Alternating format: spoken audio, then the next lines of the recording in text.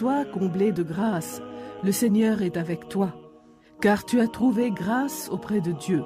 Voici que tu concevras dans ton sein et enfanteras un fils, et tu l'appelleras du nom de Jésus.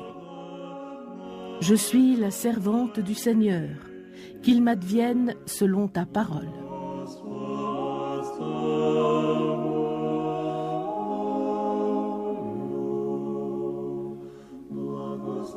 L'icône de l'Annonciation contient le noyau du mystère de la rédemption. C'est un tableau de l'Évangile que Luc est seul à rapporter. Une lumière colorée irradie de cette icône. Ainsi, en la contemplant, on a l'impression que la Vierge Marie, le Saint-Esprit et l'ange se meuvent à sa surface, car n'ayant pas de profondeur, elle ne nous permet pas de nous y plonger. C'est plutôt elle qui vient vers nous.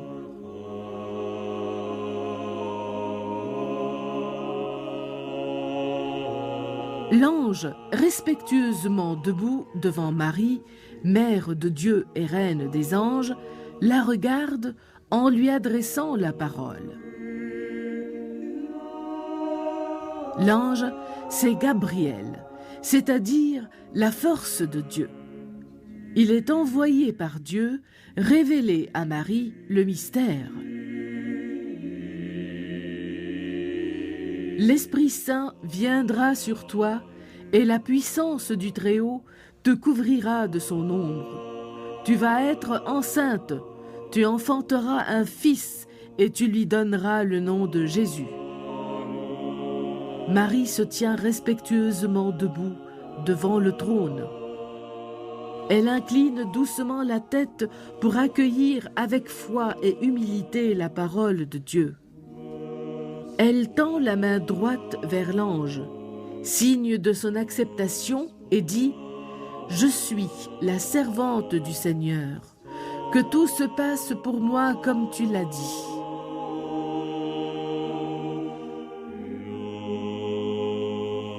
Dans sa main gauche, Marie tient une quenouille chargée de laine.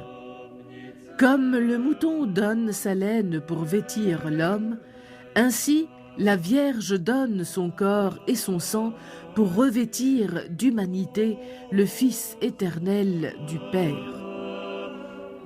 Son visage est si transparent qu'il ne semble pas terrestre. Ses yeux grands ouverts sont le miroir de son âme.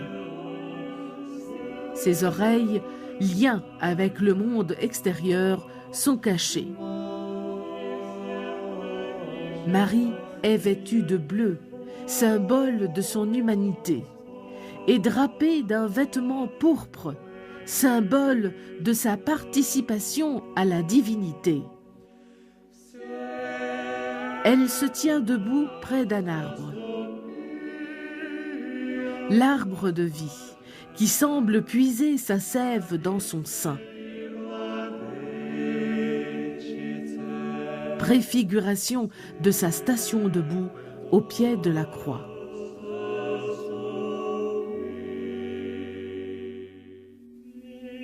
L'étoffe rouge qui pend du haut de la tour, derrière l'ange, est, pour l'auteur, le symbole de la tente de rencontre, là où, dans l'Ancien Testament, Dieu recevait son peuple.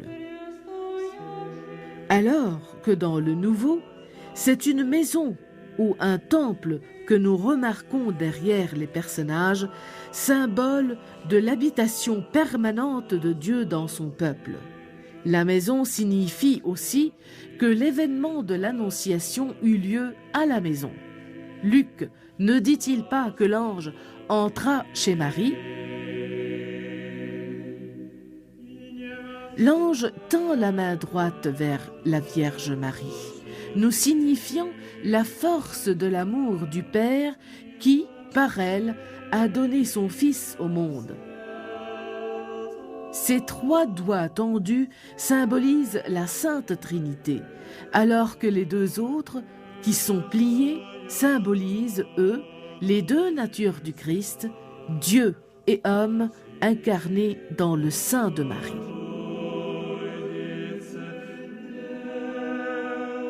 À la main gauche, l'ange porte un sceptre, attribut de son autorité qui, comme toute autorité, vient de Dieu.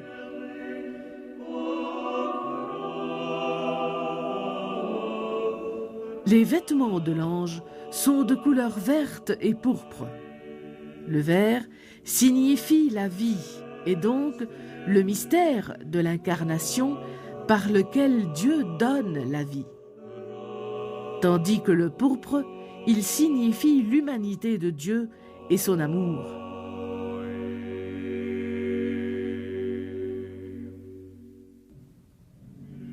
Les pères de l'Église établissent un lien entre Ève et Marie. Ève a désobéi à Dieu et elle a péri, alors que Marie, par son oui, fut la cause du salut de l'humanité et devint ainsi la nouvelle Ève. Ève a désobéi et elle a enfanté la mort. La mère du Créateur s'est inclinée et elle a enfanté la vie.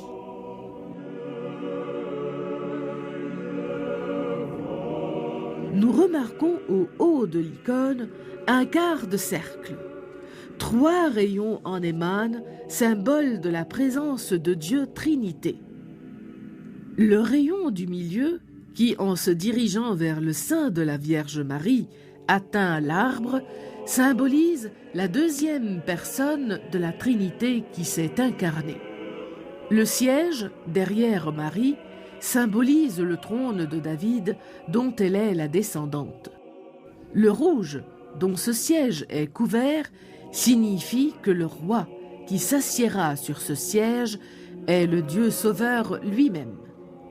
Quant à la couleur verte, qui sert de toile de fond à l'icône, symbolise le renouveau de la création.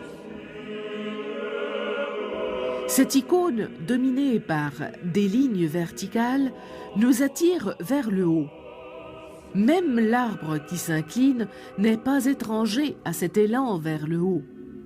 Mais la main droite de l'ange, qui trace une ligne horizontale imaginaire, souligne l'équilibre de l'icône. L'Annonciation eut lieu. Marie ne s'appartient plus. Elle appartient à Dieu qui s'est incarné dans son sein, faisant d'elle l'image de cette Église féconde, belle et sans tache qu'il s'était préparée de toute éternité.